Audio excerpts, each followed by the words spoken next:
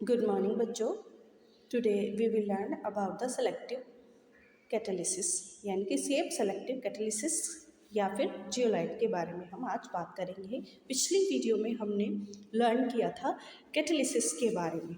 सो dear student, shape selective catalysis वो आपका process कह लो कि जो प्रोसेस किसी कैटलिस्ट की पोर स्ट्रक्चर पे, size of reactant and product पे, किसी कैटालिटिक या किसी कैटलिस्ट का एक्शन डिपेंड करता हो, वो हमारा क्या कहलाता है? सेफ सेलेक्टिव कैटालिसिस कहलाता है। So dear student, pore size जो होता है किसी भी कैटलिस्ट का, किसी भी कैटलिस्ट का जो पोर साइज होता है वो जनरली 260 to 740 पिकोमीटर होता है। सो बच्चों, zeolites are good shape selective catalyst होते हैं। जियोलाइट जो होते हैं वो गुड सेफ सेलेक्टिव कैटलिस्ट होते हैं क्योंकि their honeycomb like structures, क्योंकि उनकी क्या होती है? हनी कोम लाइक स्ट्रक्चर होती हैं। They are micropore aluminosilicate with 3D network of silicate in which some silicon atoms are replaced by aluminium atom, giving aluminium oxygen silicon framework. यानी कि जो जियोलाइट्स होती हैं उनके जो माइक्रोपोर्स होते हैं वो क्या होते हैं? एल्यूमिनियम सिलिकेट के 3D नेटवर्क इनका होता है। सो बच्चों, the reaction taking place in zeolite depend upon the size and shape of the reactant and product molecule as well as upon the pore of zeolite of the, या आप कह दो कि जो हमारा कैटलिस्ट है, जो हमारा जियोलाइट है, उसकी जो कोर लाइन होती है उस पर डिपेंड करता है। यानी कि जो हमारी रिएक्शन होती है, ठीक है, तो जियोलाइट किस पर डिपेंड करते हैं? हमारी किसी रिएक्शन पे जो हमारा रिएक्टेंट का शेप और साइज होता है, साथ ही साथ जो जियोलाइट के जो पोर्स होते हैं उन पर डिपेंड करता है। They are found in nature as well as synthesized for catalytic selectivity. ये नेचरली भी पाए जाते हैं और इनको सिंथेसाइज भी किया जाता है कैटालिटिक सेलेक्टिविटी के लिए। तो बेटा, जियोलाइट्स के क्या एप्लीकेशंस होते हैं? तो normally zeolites used in photochemical industries. तो जो जियोलाइट्स हैं वो हम जो हैं वो फोटोकेमिकल इंडस्ट्री में यूज़ किए जाते हैं for crack up of hydrocarbon and isomerisation. जो हाइड्रोकार्बन और आइसोमेराइजेशन के क्रैकअप के लिए, यानी कि उनको तोड़ने के लिए यूज़ किए जाते हैं। जो मोस्ट फैमिलियर हम जो जियोलाइट यूज़ करते हैं, GSM-5 zeolite sieve and molecular porosity 5। ठीक है, अब देखिए रिएक्शन आप देख सकते हो। रिएक्शन में क्या है कि हमारा ROH, इसमें हमने कौन सा जियोलाइट यूज़ किया है? GSM-5। तो इससे हमारी क्या होती है? गैसोलाइन बनती है, यानी कि पेट्रोल फॉर्म होता है। ठीक है बच्चों, चलिए, तो जनरल फार्मूला क्या होगा जियोलाइट्स का? General formula of zeolites MXN AlO2 whole X SiO2 whole Y into MH2O। तो जो GSM का जो फॉर्मूला है वो क्या होगा? Formula of GSM-5 HXAl2 whole X SiO2 96 minus X into 16H2O। यानी कि जो GSM-5 है उसका फॉर्मूला, आप इस फॉर्मूले को एक बार लर्न कर लें, कई बार डायरेक्ट क्वेश्चन पूछ लिया जाता है। ठीक है बच्चों, चलिए बेटा, depending upon the size of reactant and product molecule relative to the size of cavities and aperture of the zeolite reaction proceed in specific manner. तो देखिए, क्योंकि जियोलाइट की कैविटीज़ और उसमें कितने अपर्चर्स हैं, रिएक्टेंट और जो प्रोडक्ट का मॉलिक्यूल है उसका साइज़ कैसा होता है, तो इस तरह से जो ये रिएक्शन होती है ये स्पेसिफिक मैनर में की जाती है। अब बात करेंगे हम एंजाइम कैटालिसिस की, कि एंजाइम कैटालिसिस क्या होता है। देखिए, enzyme are biological catalyst produced by living cells which catalyze the biochemical reaction in living organism। देखिए, एंजाइम कैटलिस्ट वो कैटलिस्ट होते हैं, या हम इनको बायोलॉजिकल कैटलिस्ट भी कहते हैं, जो लिविंग सेल के थ्रू क्या किए जाते हैं, प्रोड्यूस किए जाते हैं। Which catalyst is use in biochemical reaction in living organism, जो लिविंग ऑर्गेनिज्म के अंदर जो बायोकेमिकल रिएक्शंस होती हैं उनको कैटलाइज कराने में ये यूज़ किए जाते हैं। तो बेटा जो केमिकली अगर हम बात करें, केमिकली जितने भी एंजाइम होते हैं वो क्या होते हैं, प्रोटीन होते हैं, ठीक है। और उनका जो मोलर मास होता है, ठीक है, मोलर मास इनका 15,000 से 1 लाख ग्राम पर मोल तक इनका मोलर मास होता है। तो अगर हम एग्जाम्पल के तौर पे कहें कि एंजाइम कैटलाइज्ड जो रिएक्शन है क्या होगी, जैसे हम पढ़ते हैं inversion of cane sugar, cane sugar का इन्वर्जन, यानी कि जो हमारी कैन शुगर है ये क्या होती है, ब्रेक डाउन होकर किसमें, जो इन्वर्टेज एंजाइम है बेटा, ये किसको, ग्लूकोज में और फ्रक्टोज में कैन शुगर को ब्रेक डाउन कर देता है, ठीक है। ऐसे ही आपकी नेक्स्ट है ग्लूकोज का जो इन्वर्जन है ना, ग्लूकोज को जाइमेज, ठीक है, अगर ग्लूकोज की रिएक्शन जाइमेज एंजाइम के साथ होती है तो क्या बनाता है, इथाइल अल्कोहल इज फॉर्म, ठीक है, इथाइल अल्कोहल इसमें क्या होती है, बनती है।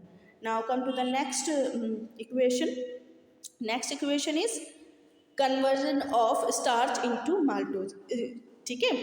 तो देखिए डायस्टेज एंजाइम ऐसा है जो स्टार्च को माल्टेज में चेंज करती है, यानी कि जो ये रिएक्शन है इसमें ये एंजाइम क्या करते हैं, आकर ये एंजाइम आकर इसको माल्टोज में चेंज कर देता है। Now come to the fourth one, conversion of maltose into glucose. अब माल्टोज का किस में जाना है, ग्लूकोज का। तो देखिए जो माल्टोज है हमारी, अब बेटा जो आप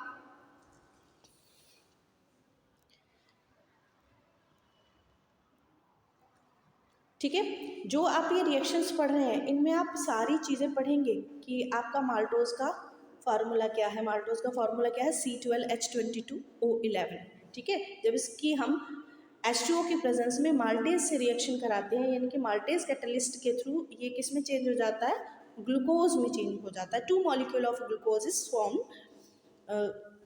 with the help of maltase, okay. चल come to the next one, decomposition of urea into ammonia and CO2, decomposition of urea into ammonia and CO2।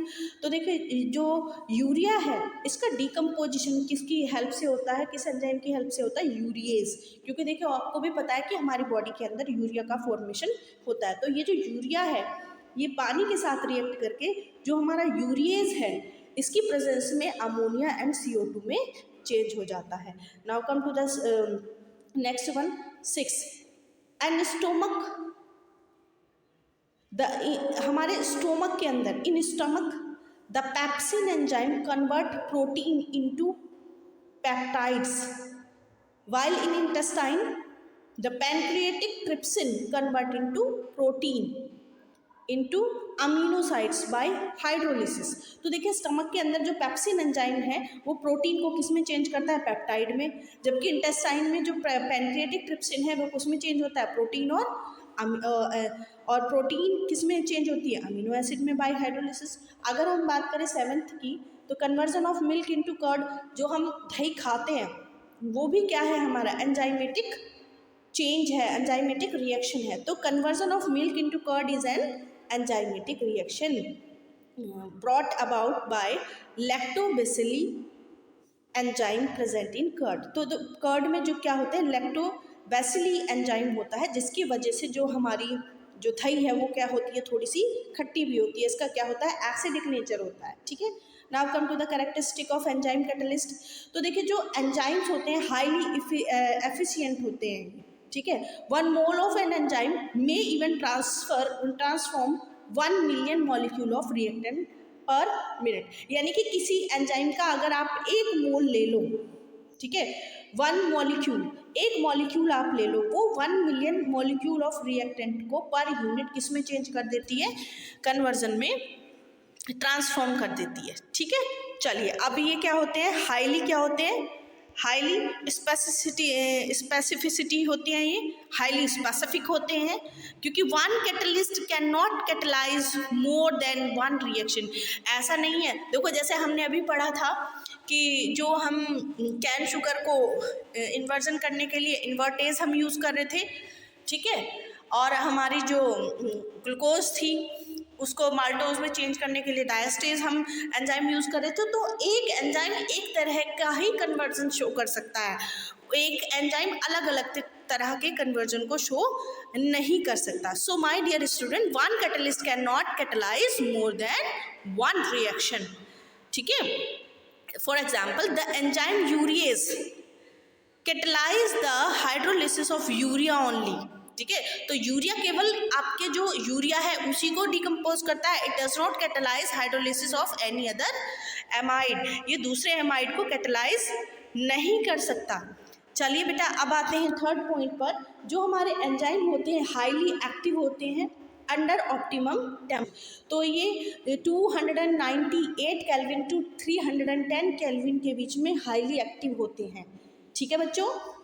चलिए my dear student, now come to the next one, highly active under optimum pH.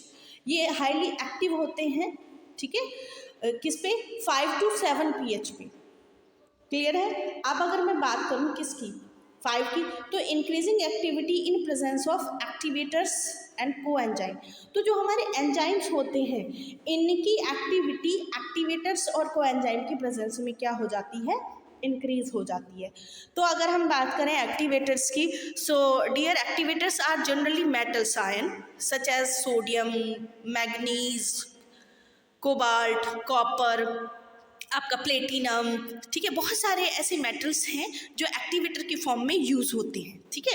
These metal ion या फिर when weakly bonded, these metal ion weakly bonded to enzyme molecule, ये जो metal हैं weekly bonded होते हैं enzyme molecule से, और इनकी जो कैटालिटिक एक्टिविटी है उसको क्या कर देते हैं, इंक्रीज कर देते हैं। जैसे amylase in presence of sodium ion is catalytically very active, ठीक है।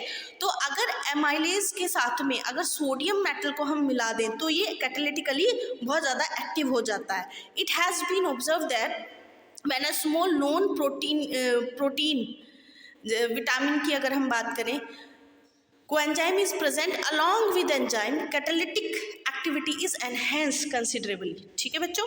चलिए, तो अब हम अगर नेक्स्ट पॉइंट की बात करें तो एंजाइम आर इनहिबिटेड और poisoned by the presence of certain substance. तो जो एंजाइम है वो इनहिबिटेड भी होते हैं और पॉइजन भी होते हैं अगर उनमें कुछ सर्टेन सब्सटेंस क्या कर दिए जाए, मिला दिए जाए। तो हम ये कह सकते हैं कि जो इनहिबिटर्स हैं या फिर पॉइजनस हैं वो इनकी एक्टिविटी को इंक्रीज और डिक्रीज करते हैं। तो चलिए अब मैकेनिज्म पढ़ लेते हैं बेटा, कैटालिसिस की मैकेनिज्म क्या है, मैकेनिज्म ऑफ एंजाइम कैटालिसिस। अब देखिए मैकेनिज्म क्या है, पहले आप पिक्चर में देख सकते हैं कि जो हमारा एंजाइम कैटलिस्ट होता है, आपको हमने बताया था कि इनमें एक डेफिनिट शेप होती है इनकी, ठीक है। जो हमारा सबस्ट्रेट है उसकी भी क्या होती है, यानी कि जो हम रिएक्टेंट यूज़ करते हैं इनकी भी क्या होती है, एक शेप होती है।